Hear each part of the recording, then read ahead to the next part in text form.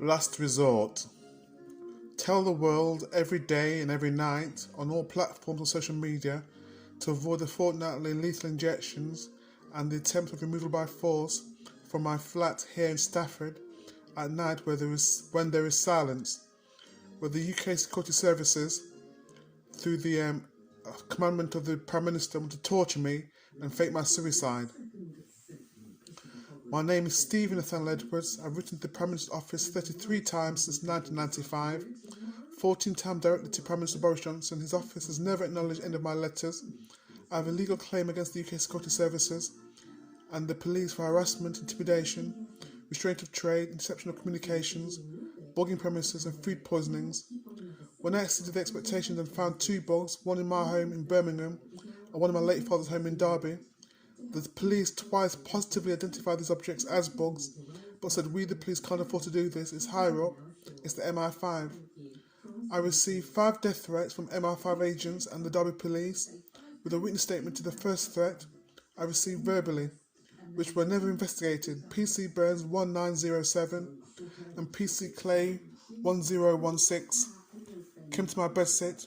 When they were leaving they said, bring your bugs and your papers to the station in the morning and we'll take it from there.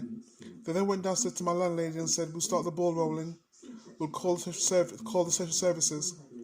They were suppressing evidence, conspiring to deprive me of my liberty in a psychiatric hospital, which is a controlled environment where they intend for my life to be violated by inexpedient means. I've been deprived of my liberty a total of 8 times in 26 years. On the 9th of October 2020 at 3 p.m, I called the United Nations Human Rights Department in Geneva, Switzerland. I said, this is not a reprimand, but why have you not replied to my letters and documents?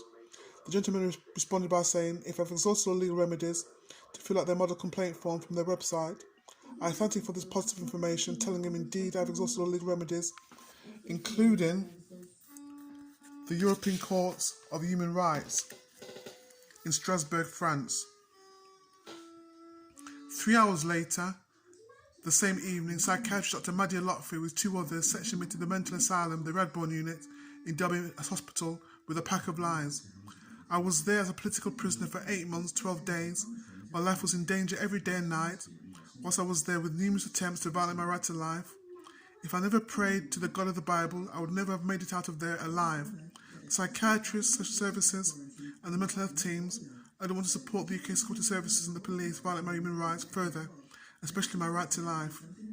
I was emailing notable people before and after each injection, but through corruption being normalised, this will no longer work. A shame, but true. That's what I'm now uploading onto social media. I constructively moved from Birmingham, where I worked as a lounge pianist, back to my hometown of Derby City, 21st of June 1995. I requested to be rehoused outside of Derby, having been let down by all services. I constructively moved to Staffordshire, 21st of June 2021. I have not walked out in public in 8 years.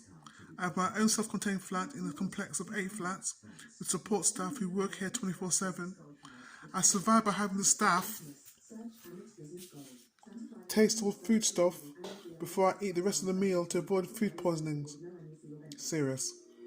The apex of my immediate objective to the Prime Minister Boris Johnson is for him to 1. Prohibit the UK Security Services from further adulterating foodstuff and toiletries, and 2. To allow the release of my 4th replacement HP OfficeJet Pro 9019 multifunction printer, not to give me compensation and damages until I submit my experience of being on the UK Security Services surveillance 1952-2021 in 6 months' time.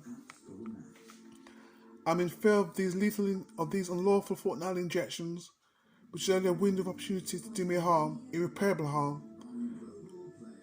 Knowing everyone in my life in the UK especially has been unlawfully interfered with, all my family, friends, with the exception of my late father Nathaniel, they have all accepted bribes of a 6-figure sum. My community psychiatric nurse, Miss Jade Potter, doesn't care about me and is happy for me to be recalled back to hospital. I have no human rights whatsoever. I fear these fortnightly injections and removal by force at night and during the day. As I'm here all alone, the support staff would only allow me, as have all others. The UK Security Services, the police and the SAS would fake my suicide.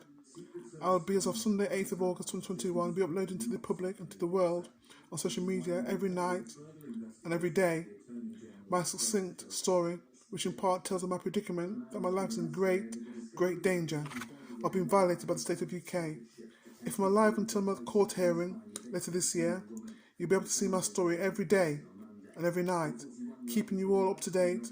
Until tomorrow, take care of yourselves. Stephen Nathaniel Edwards.